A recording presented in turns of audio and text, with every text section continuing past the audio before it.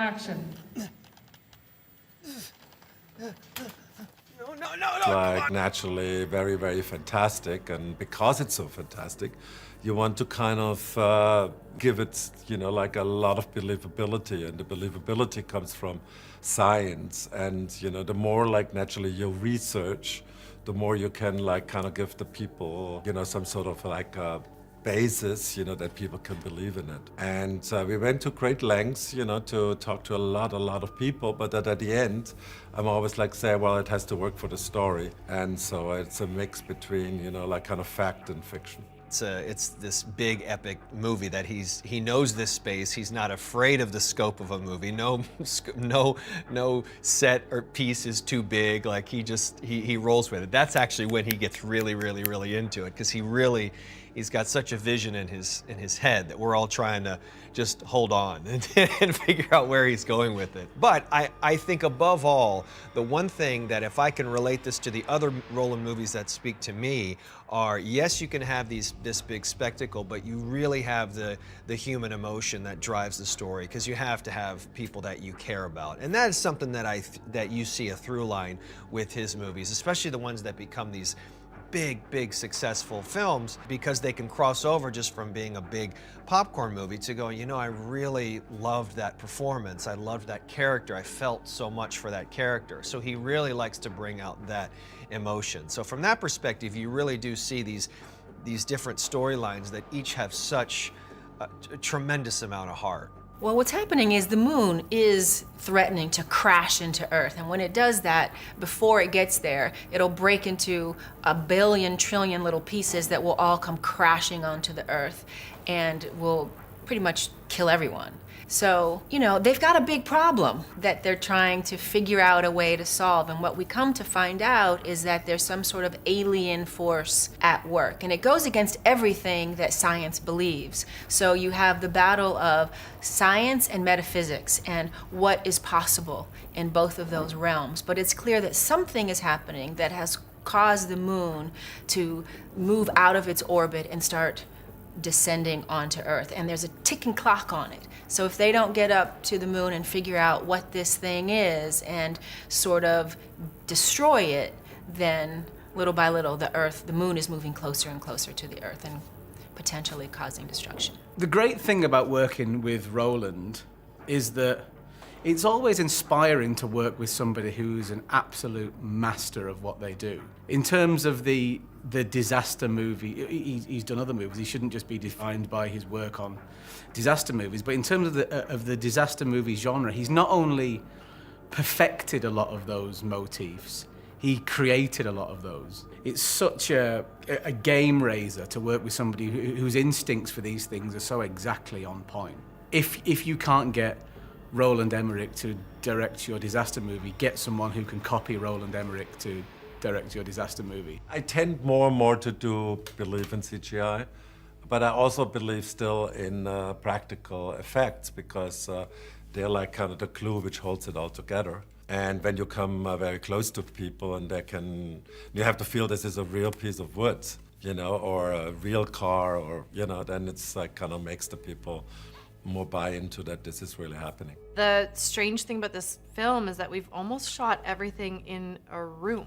Like, we're in one room where we've shot car chase scenes, homes, workplaces. These incredibly intricate sets get built.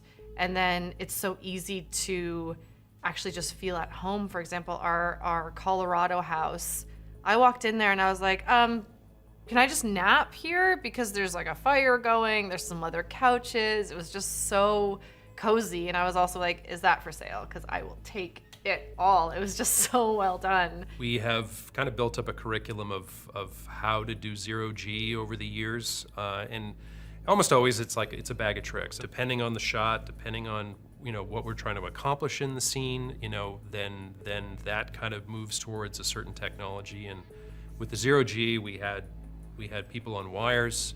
We had what we kind of call it a seesaw platform, and then sometimes it'll be CG. So there's really kind of like layers, just depending on the shot. If anything, I came in with too much knowledge of what it's like to act like you're floating, because I did that for an entire movie. But yeah, it's always tough.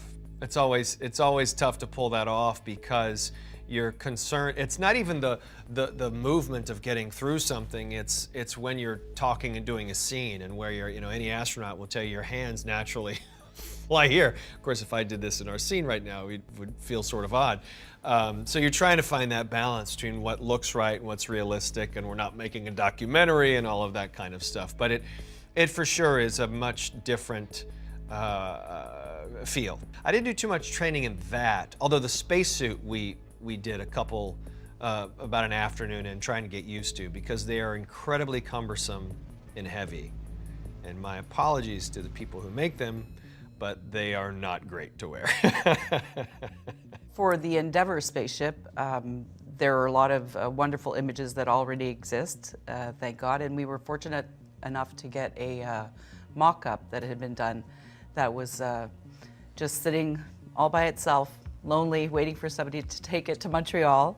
And we altered it to make it camera friendly, and embellished it and wired it up, and that's what we based the Endeavour on the Endeavour. The other spaceships were set designs that took months and months of study, building components, and then deciding which type of bells and whistles went into that to create a really fantastic looking ship. The scenes in the shuttle, they've been a challenge to film, really, because you have to rely so heavily on your own imagination to pull those kind of scenes off. You're being guided through the scene by an off-camera voice that tells you what you have to be reacting to on a kind of second-by-second basis. But because we haven't seen the visuals, really, we've seen a very loose previs, so we sort of know the shape of it, but we don't really know what we're reacting to visually. It can be sometimes quite difficult to engage with. I mean, I just admire it more. I mean, my admiration has gone way, way up. And so you see a lot of the green screen and blue screen, and with the practical stunts that go on, and you kind of don't know what to expect. So that's what's kind of cool. You get surprised, and I'm sure it's gonna look great. I'm sure he's gonna, and you study, as an actor, you like I said before, you want to dance with the camera, you want to make it a movement, and you want to be, this is one of the only times where you can actually be conscious of what, some of the camera moves. And I'm just very curious to see what the end result is gonna be. The Aspen Chase is probably our biggest CG environment, as far as the most extensive when it comes to the effects work that's going to need to be done. There's no way that you could actually do practically what we're about to do, which is basically not just tear Aspen apart, but tear the mountains around it. The big thing with this movie is scale. Keep it to the viewer can actually comprehend what's happening, but then also try to create scale. I mean, we're dealing with planet-sized problems here. He showed us his vision of what the car chase was gonna look like. And I just thought, how is this going to happen? We're in a room and there's 3 cars chasing each other.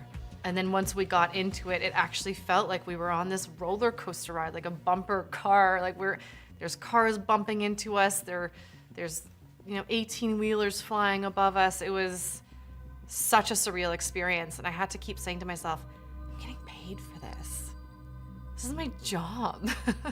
We had this Zane, who's playing Jimmy. He's got this like full dummy version of himself that they use sometimes, like when he's in the back seat of the car and they're not really seeing him. So we have a whole bit about that's kind of going on, and Zane has created this amazing world about this character that's the dummy, and he's evil, of course, and everything. So, but it's a lot of fun. I think the stuff that we're gonna do is just so extraordinary and just kind of ridiculous in of itself, and getting to kind of put yourself in the middle of that, and when you're working with such great people at the same time, it just makes it so much fun. I grew up in Germany.